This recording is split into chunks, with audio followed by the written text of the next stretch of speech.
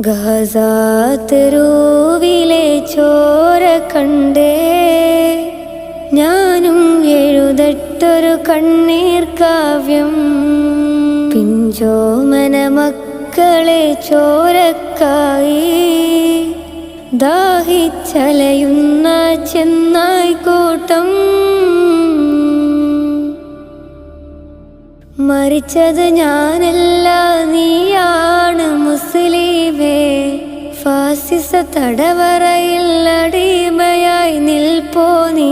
എന്ന് തീരും ഈ കണ്ണുനീരിൻ മോചനം നേടുകില്ലേ? ഫലസ്തീൻ ചിരി എന്നത് കാണാക്കിനാവല്ല, അറബിപ്പൻ വിളയുന്ന കാലം വരുന്നുണ്ട് തഖ്വ കൊണ്ട്.